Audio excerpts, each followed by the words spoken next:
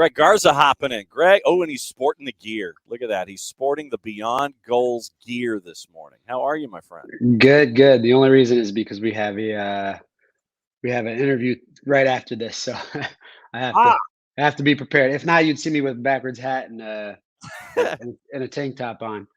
nothing wrong with that. I mean, but it's really cool that Beyond Goals is continuing its growth and getting all of this attention, whether it's you or whether it's Michael, and being out there. It's really. Did you anticipate that you would be getting all of the attention that you're getting to ask about this next stage of your career when you and Michael started this?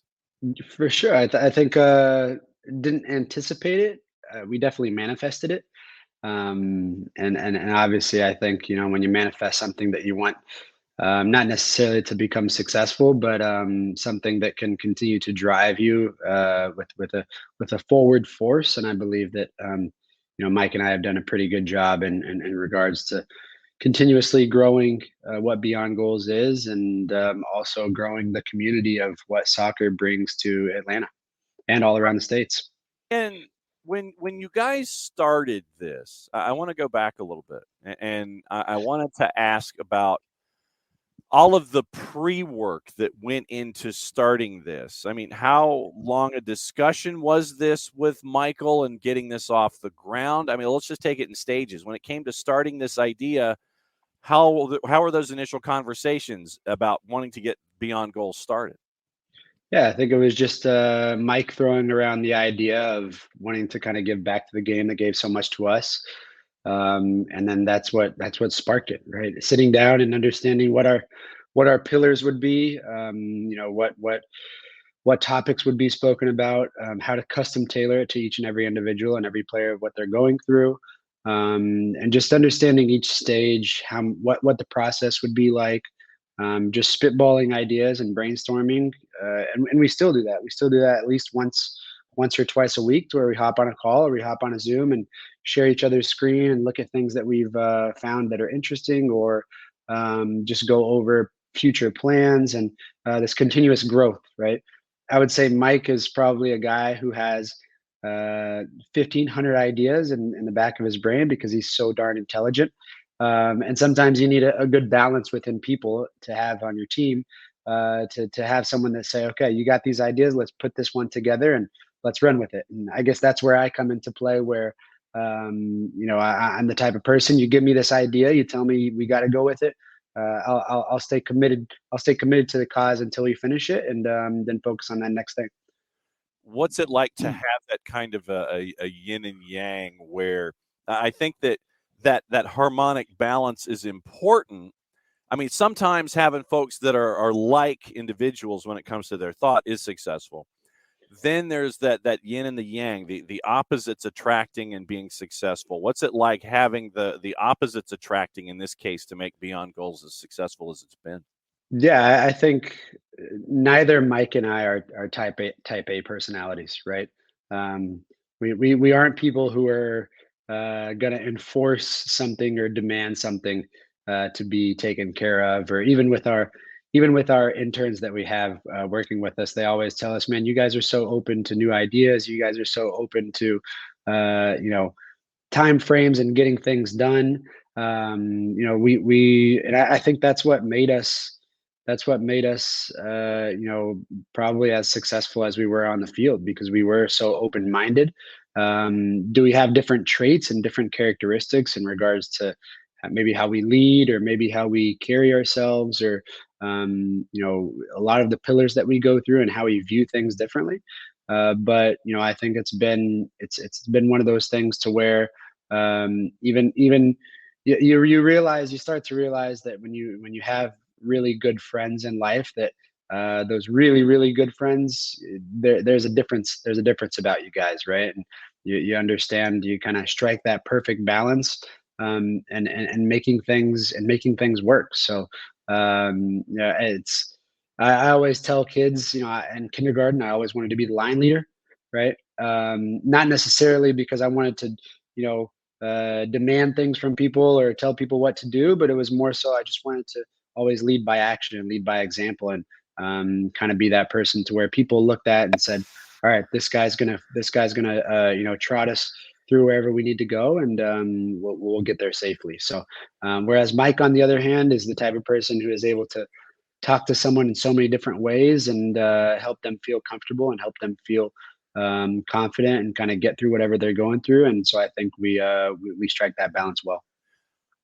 When Mike was on last week, and I guess I started paying attention to these kinds of things. And as much as we've had the two of you on to discuss mentoring and soccer and the sport and Atlanta United and all these kinds of things, I started noticing that when I'm talking to Michael, Michael has some of your vocal response when we're going back and forth, because he'll go through an answer and he'll give a little bit of the Greg Garza. He'll go in the end of a sentence and go right, and I go, wait a second, that's from Greg.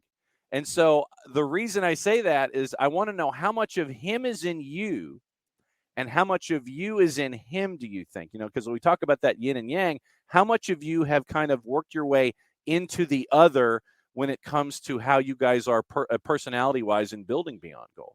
Most definitely. I think now I'm going to try and stop saying right at the end of every sentence.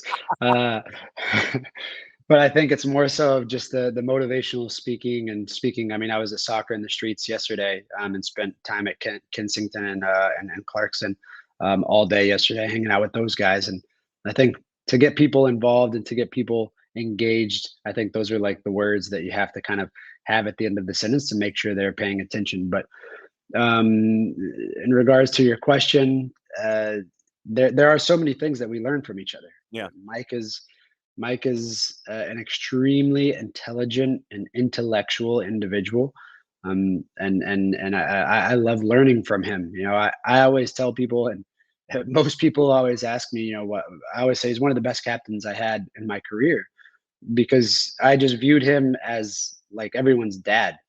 He just has this, and I mean, even JM7, right? We'll see this weekend. I'll get to travel and go see that game with the team. But it's everybody used to call Mike the old guy in the locker room, right? The oldest guy, just the way that he carried himself, his calm demeanor, just the way he kind of trotted along in the locker room or in the whole facility.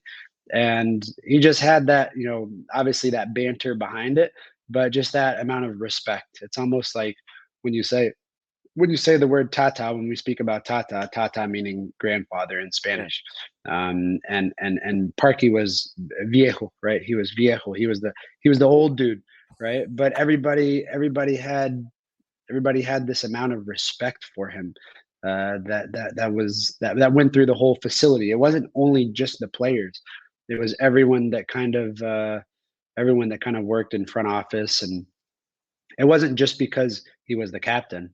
It was more so just, I think, the personality and the intelligence, and everybody knew what went behind the type of person that he was. When it comes to Michael, what was the first lesson? And I mean, and it could be a Beyond Goals lesson off the field post playing days, or it could be when he was viejo with you with Atlanta United. What was the first lesson you learned from Michael Parkhurst about either how you're supposed to conduct yourself as a professional, how you could apply things to real life outside of the sport of soccer? I guess, were there mentoring things that he was doing with you when you were teammates as a captain? I wouldn't say necessarily with me, because I think my experiences that I have had, I had already lived all over the world. I've already globe-trotted. I already spoke so many languages. So I think we both viewed ourselves as those veteran guys, Got it. even though he's much older than me. But it was almost those veteran guys that have so much to give to these younger guys in the locker room. And I think one of our frustrations, and this is being completely honest, and one of our frustrations whenever we were in Atlanta United, was not having the ability to get that message through to a lot of the rookies, to a lot of the young guys. And there were very few guys that came from, whether it was college or came through the academy or whatever it may be, there are very few guys that took everything into their hands, right? And kind of held themselves accountable and said, I'm going to watch these guys. These guys know what they're talking about. They know what they're doing. They're great professionals. And they've gotten this far not because they're great players, but because their personalities, their character, the respect that they have for everyone. Those were the guys that are now still doing big and better things, right? Whereas there were a lot of guys in that locker room, to where I wish our messaging, and I wish we could have done more. And I think sometimes Parky and I put that frustration on our shoulders. And now that's why we do what we do, because we have the ability to now. I always tell parents we now have the ability to nip the bud as quickly as possible, with these younger generation, these younger kids, to know that if that opportunity comes one day for them, they were able to learn from some guys that were able to make a pretty good career out of what they had in front of them. How frustrating is it as a professional athlete when you know that you're trying to put a message across and try to help out a younger athlete, that they don't get it or they don't want to get it? How frustrating is that, knowing that you can see promise in an individual, you know what they are capable of, but then they don't want to listen? How frustrating is that? I would say whenever you are in a playing environment and whenever you are in, I don't think people understand the amount of dog eat dog mentality it is within a professional environment, right? You look at, I always compare, you know corporate jobs and other things within life within soccer, but it's I think soccer is so unique. I think professional sports are so unique because, um, it is by far, in my personal opinion, the biggest dog eat dog environment there is. But at the same time, you have to be best friends with those guys that it is a dog eat dog environment, because you have to create camaraderie, you have to create unity, you have to create, teamwork within trying to go towards one goal and one goal only. But at the same time, it's very rare that you see many guys pull each other out from under the bus, within a professional sports environment. And I think whenever you're in that environment and you see so many kids, or you see so many young generation or younger kids not able to grasp how to balance all of that, you kind of just shake your head and disappointment, and but at the end of the day, you kind of have to worry about yourself, and you kind of have to, we always tell kids that, even don't worry about others, don't think about others. If you can help, but at the end of the day, the most important person in the room is always going to be yourself within that environment. And now that I think that Mike and I have been able to hang up the boots, we're able to kind of view things a little differently.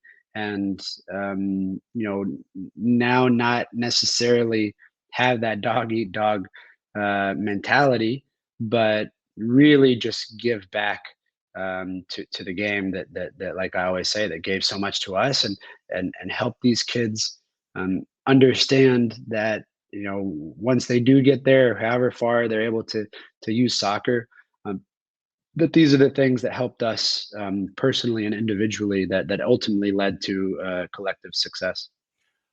I want to get into dog eat dog here a little bit. And Jason Nix, one of our faithful Twitch pitch, Nix asks along those lines about dog eat dog. How hard was it for you in 18 when you were hurt for so long to keep your mind right for yourself and your teammates, knowing you might be helping someone supplant you on the field? Most definitely. That's a great question, and I'll answer his first question as well. Yes, I got invited by The TST. Dempsey's team, Demarcus Beasley's team, tons of different teams. But I think your next question of getting injured, that's the last thing I want to do at the Yeah. TST tournament. Yes. So my answer was no. Uh, I would say in 2018, right? You root for so many guys in a collective standpoint, right? In a collective point of view to be successful. and you try and play your role the best way possible. So um, I always had it in my mind, even when I was injured, that I was always going to do just still 1% more than everybody else. That was just the mindset that I always had. Uh, Even when I was injured and going through PT and going through workouts, I would absolutely bury myself in the gym, bury myself into everything else that I could do, just still 1% more than everyone else, and coming back and hoping that was going to give me the edge to kind of help the coaches understand that this guy is invaluable. And I use that word a lot with my mentees. Being having the usage of the word invaluable within your vocabulary is so important. And it's funny because most kids, you ask them what invaluable means, and they say, well, why would I want to be invaluable? You know, I that means I have no value, right? Wow. Okay. And so every single kid that I've ever spoken to, even young adults, right? They think the word invaluable means no value. I have no value. Why would I want to be invaluable on the team? And I always told them I always had this mindset of being invaluable, extremely needed, always reliable, someone that they can go to, and that guy is irreplaceable. So even when I was injured, that's the mindset that I carried. That's the mindset that I kept. That's the mindset that I wanted to go through and get me through however many months I was injured, to where when I would come back, yes, I hope that guy was still able to do his job, that was in my position. But once I was back, that coach would look at me and say, that guy right there, he was most reliable when he was on, no matter how successful the team is currently. And that guy is ultimately irreplaceable. And I think that's kind of the mindset you have to have for yourself. Because if not, then you'll get caught under, the waves, and you won't be able to kind of pull yourself back up.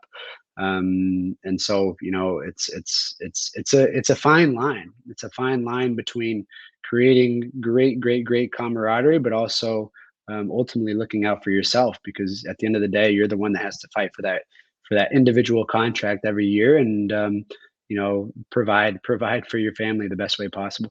And being invaluable can come in a bunch of different ways. It can be through versatility. It can be through emotion. It can be through support. It can be through what you're hoping, obviously, would be choice D, all of those things.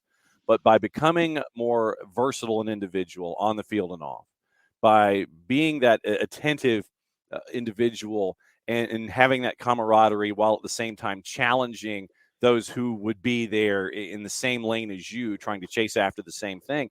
I mean, that invaluability, if I just created a new English word in the I English like language, it. I mean, it can come at you from a bunch of different forms. And how long does it take for your mentees to have that sink in, that being invaluable can come from not just one thing, but from a bunch of different things that can make a larger one thing?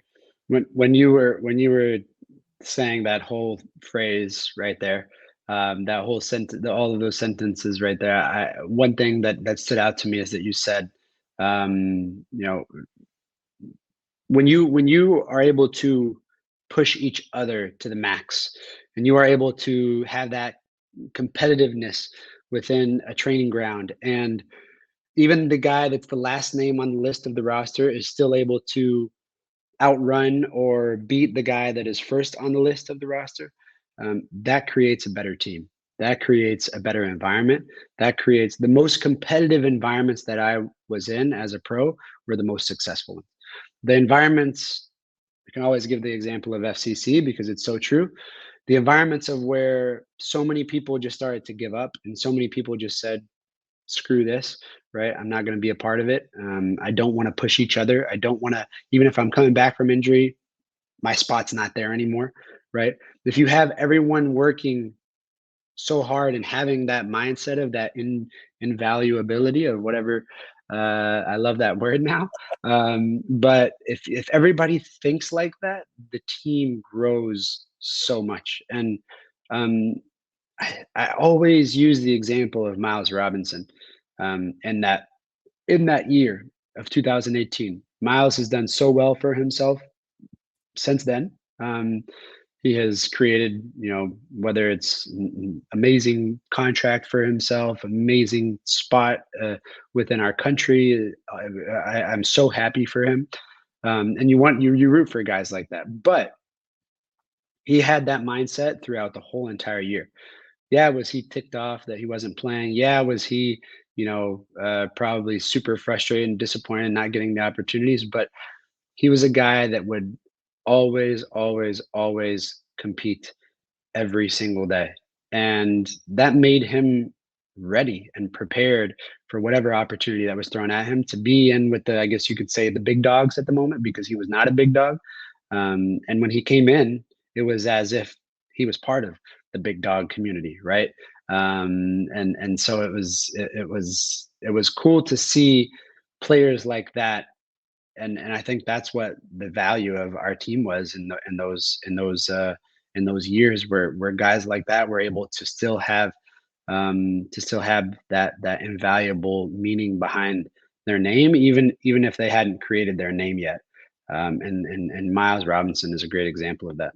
What were those training sessions like, challenging anyone around you and everyone around you every single day, knowing that there was a focus of chasing after a championship? How competitive were those 2018 practices? Yeah, you create a winning mentality, right? It's two people in my whole entire career that I think could kind of have that mentality of Joseph Martinez and Clint Dempsey. Parky and I use them all the time because they both have this talent that they do not give a flying whoever, right, that is in front of them. They don't care. They don't care if it's their mom or dad or their brother or sister or you, their best friend. They are going to do whatever it takes to win in a small sided game and a rondo and a warm up session and whatever it is, they'll do whatever it takes to win. They want to be on the winning side always. Michael Bradley kind of has that as well. Um, and that itself, when you are in that type of environment, it pushes everybody else around you. um, and I think that's such a good trait to have. In my opinion, it's a talent, right? I loved winning small sided games and I loved winning things in training, and I knew it made us better. But if I was on the losing team, I was still going home and I was okay, right? I was going to drink my coffee and I was going to go home to my. Whereas Joseph Martinez is the type of guy that would walk off and probably break a few knuckles punching the locker room wall, of how mad he was of losing the small sided game. But that you look at that and that's a winning. That's a Is it sometimes a little too excessive? It can be, but it creates a winning mentality around everybody. That's around that person, right? Because that person wants to do anything and everything to win. So that creates a pretty cool environment to be around as well if you use it in the right way.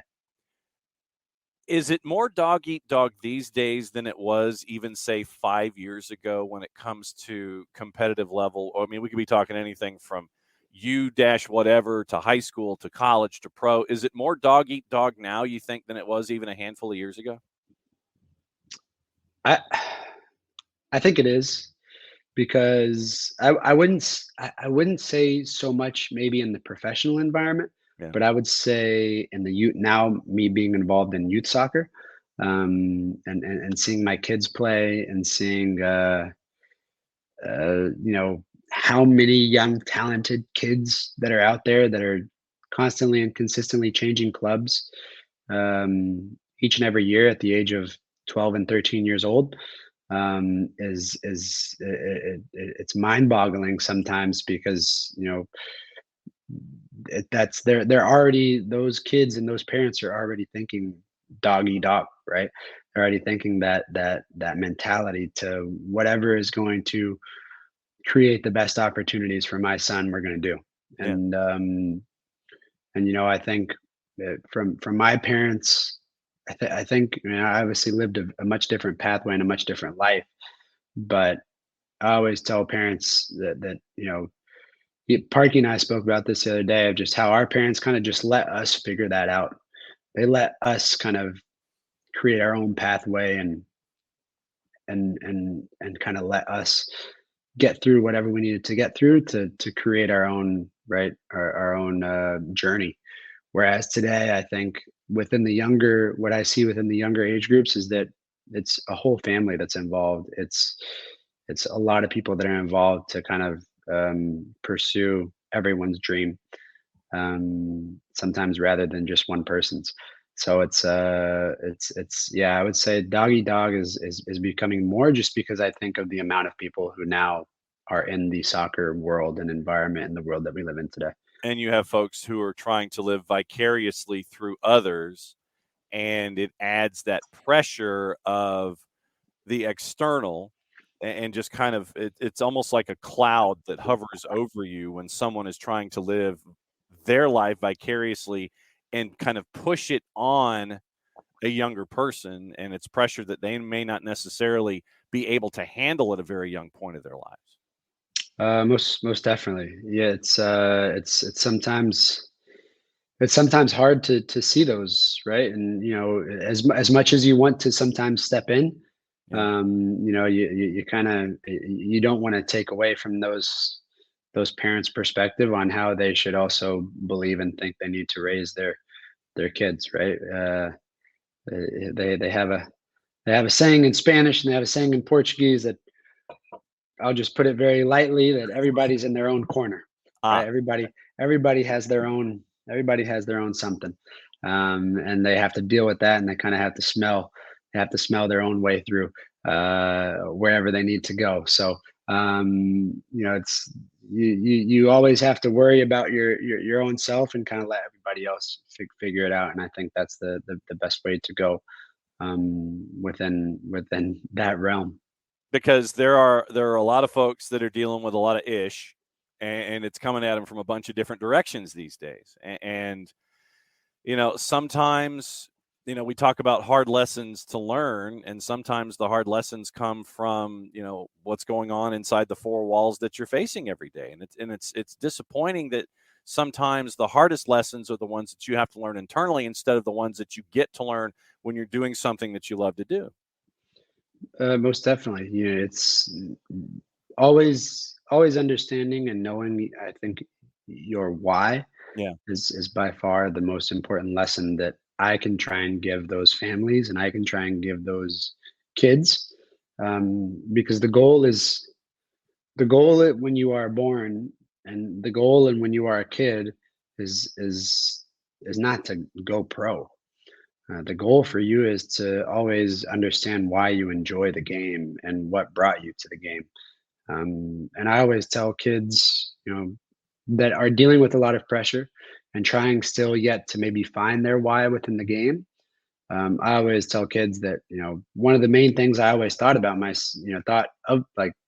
thought to myself right before the kickoff, even playing at a professional level, was I would just kind of visualize and imagine myself being that 5-year-old kid or that 6-year-old kid kicking the ball against my parents' red wall and breaking probably some windows and denting the garage. Then my mom gave me a call yesterday saying that the garage now gets to be the insurance claim. They had some bad hail last week, and so Wow. the insurance came, and they're going to now give them a new garage because they saw a lot of dents in the garage. Little do they know that garage doesn't open very well because those dents were not from hail. Those dents were from soccer balls. So, but I thought of myself in those moments because that's why I started playing. That's why I love the game. That's why I played. Not necessarily because was it a dream to get to where I wanted to be? Of course, the dream is always there. Yeah, I want kids to dream big, but that's not why you play. That's not why you started playing in the first place, to just get there. You started playing because there's more to the game than just that. Last thing before you go, and you mentioned it, you get to go and hang out with JM7 this weekend and go see what's going on with Inter Miami, who is offensively challenged, to say the very least. And Atlanta United's coming to town. No Yakamakis, no Ibarra. Third in the East. We know it's always tough to win on the road. Miami can't score. They're shorthanded. When you see Joseph going through the frustrations that he's going through, not being able to score in this version of Joseph after the injury now in Miami, what runs through your mind? Yeah, it's. I think the world goes round in soccer, right? There are moments to where you are always on a high, and I always say that you have to take the most advantage out of those moments because you never know when those lows can happen. Um, and I give major kudos and I mean as Joseph's friend, he took advantage of being on the high, right? You look in terms of someone having individual success and setting themselves up for the future, and whether it be financially or whether it be however they need to within their family, and those are those moments wherever you are in the high that you have to go after, you have to take advantage of, and he did so because one of the biggest things I think that you can always tell fans and you can always tell people who really don't understand is that behind the curtains, right? It's every player will always have their moment. They will always have their moment where things will be really, really great. But more times than others, things are kind of mid and lower than they are really, really, really great. If there's a guy that is able to keep that level up here always, which is very rare to see, um, then it's a difficult one, right? We can look at Thiago Almada last year, right? Thiago Almada last year. I wonder what his creative numbers were of last year of goals and assists in comparison to this year. But nobody talks about that right now. They talk about how great he is this year and how great he's doing, and his confidence is super high, and he won a World Cup, and his market value is up here. But if you were to ask me that same question last year, I would have said, I don't know if he's the right DP. He's a very talented player, right? But I mean, what are his numbers and his statistics for a DP, right? So it's every player will always have their moment. Now it's up to Thiago Almada to say, how am I going to make the most of being at this high moment? Whereas you never know what tomorrow brings. So that was always excuse me, that was always one of the biggest pieces of advice that I think older players gave me when I first started was whenever you are on that high and whenever you're riding that high, take advantage of it the best way possible. Um, Go ahead. No, I was just going to say, I'm right there with you. You got to take advantage of it with what you're seeing from Joseph. What kind of a game are you expecting? Uh, I don't know. I think there's going to be about probably 500 people in the stadium because everybody's going to go watch Formula One on Sunday. But other than that, we'll see. Hopefully, it's an exciting one. I get to be there with the corporate sponsorships of All Atlanta United and kind of watch the game with them and get to spend the whole day with them. So I'm looking to a good time. All right. What's the latest with Beyond Goals before you go? Continuously growing, continuously trying to find ways to change the game, coming up with different pillars, coming up with different ways. As always, we always preach that anybody who would like to sponsor kids that come from lower income communities or underprivileged communities that we're always open to sponsorships, and we have some hopefully some pretty cool news in the making here pretty soon. And if you'd like to break the news, you know where you can always break it. So We definitely will once it's out. All right. Well, enjoy your morning coffee. Enjoy. I know that you've got to be on the hop for all of your other things. But Greg, as always, thanks for hanging out with us here at 9:30 on Friday morning for the Free Kick. Thanks for having me, John. Take care. Have a good day, man.